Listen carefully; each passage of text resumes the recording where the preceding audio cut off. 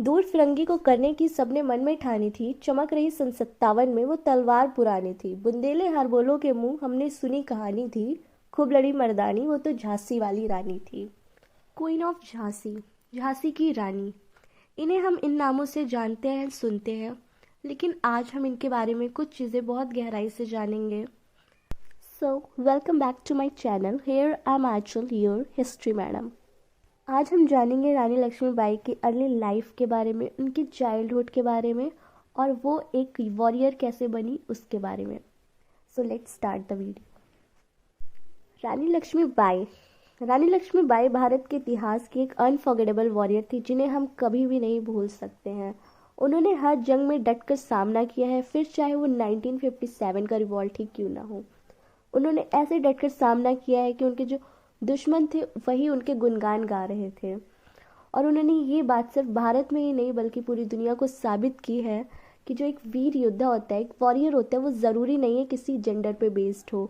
ज़रूरी नहीं है कि अगर वो मेल है तो वही एक अच्छा योद्धा हो सकता है।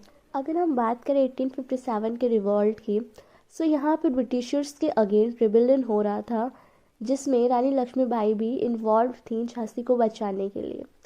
इस बैटल को फर्स्ट वॉर ऑफ इंडिपेंडेंस के नाम से भी जानते हैं।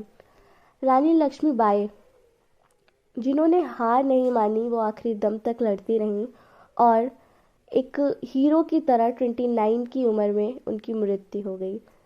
ये तो हमने रानी लक्ष्मीबाई के बारे में कुछ बातें जान ली। अब हम उनके अर्ली चाइल्डहुड के बारे में बात करते हैं। रानी लक्ष्मीबाई का बचपन का नाम मणिकर्णिका था और उन्हें प्यार से मनु बोलते थे। उनका जन्म 19 नवंबर 28 को काशी में हुआ था, एक ब्राह्मण फैमिली में। उनके फादर का नाम मोरोपंत था और उनकी जो मदर थी उनका नाम था भागीरथी तांबे। उनका चाइल्डहुड बहुत अच्छा चल रहा था, लेकिन जब वो 4 साल की थी तभी उनकी मदर डेथ हो गई थी, जिसके बाद वो और उनके फादर बिथुर शिफ्ट हो गए थे। बिथुर कानपुर में एक जगह है और फिर वो पेशवा बाजीराव के पैलेस में उनके फादर एडवाइज़र बन गए थे। उनका जो बचपन था वो फिर काफ़ी अच्छा सा ग्रो हुआ था और वो एक काफ़ी ब्रेव गर्ल थी। उनको बचपन से ही हॉर्स राइडिंग, फाइटिंग, शूटिंग और मार्शल आर्ट्स सीखना बहुत अच्छा लगता था। और जो राव साहिब थे, टांटिया तोप थे और जो अदर लड़के थे पेशवास कोर्ट में आते थे, वो उनके साथ भी कुश्ती की प्रैक्टिस करती थी।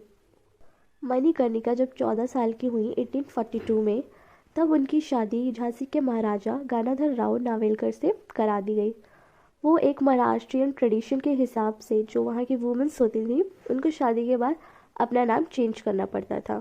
सो जो मणिकर्णिका थी उनका नाम मणिकर्णिका से रानी लक्ष्मीबाई हो जाता है। इसके बाद ही वो झांसी की रानी बन जाती हैं। उसके बाद उनका एक खुद का सन भी होता है जिनका नाम दामोदर होता है, लेकिन 4 महीने बाद ही उसकी डेथ हो जाती है, जिसके बाद जो महाराजा होते हैं उनकी तबीयत भी काफ़ी ख़राब रहने लगती है। कुछ टाइम बाद वो जो महाराजा होते हैं वो अपने कज़न का सन अडॉप्ट करते हैं जिनका नाम आनंद होता है। तो जो आनंद होता है नाम, उनको बाद में दामोदर रख दिया जाता है।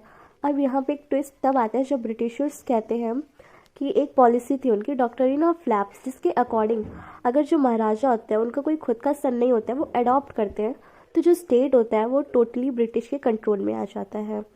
तो ये उस टाइम तक सब रेडी हो गए थे कि चलो ठीक है ऐसा कुछ नहीं होगा। बट एट लास्ट जब महाराजा की डेथ हो जाती है तो वो झांसी को एनेक्स्ट करने की कोशिश करते हैं, कब्जा करने की कोशिश करते हैं उसको।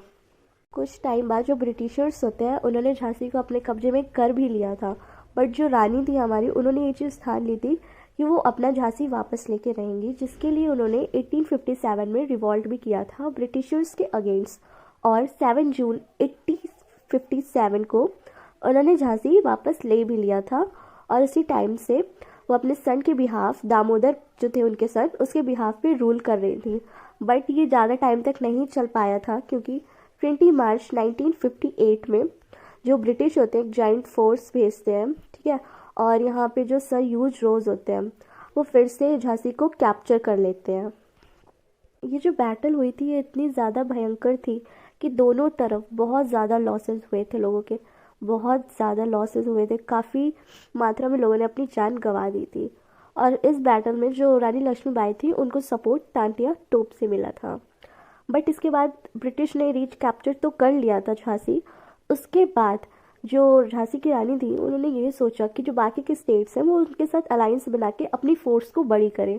और उसके बाद ये आइडिया था कि उन्होंने ग्वालियर को कैप्चर करने का सोचा था। इसमें तांतिया तोप और राव साहिब भी थे साथ में। उसके बाद उन्होंने ग्वालियर को कर भी लिया था कैप्चर। उसके बाद जो जीविका राव सिंधिया थे ग्वालियर के लीडर, सो उन्होंने ब्रिटिशर्स से सपोर्ट लिया था और जो ब्रिटिशर्स थे उन्होंने उनकी हेल्प भी की थी। सिंधिया ने जब रिक्वेस्ट किया था ब्रिटिशर्स को, हेल्प मांगा था, तो उन्होंने बहुत खुशी खुशी उसकी हेल्प की थी। और इस बैटल में जो रानी लक्ष्मीबाई थी उन्होंने एक बहुत ब्रेव वॉरियर की तरह लड़ा था, मरते दम तक लड़ा था। वो घायल हो चुकी थी पूरी, उसके बाद भी उन्होंने हार नहीं मानी थी। लेकिन 18 जून 1858 को ग्वालियर में कोठा की शराई में उनकी डेथ हो जाती है। रानी लक्ष्मीबाई एक बहुत ही अच्छा एग्जाम्पल है देश प्रेमी का और एक नेशनल प्राइड का, और हम सब के लिए एक इंस्पिरेशन है। So thank you so much for watching my video.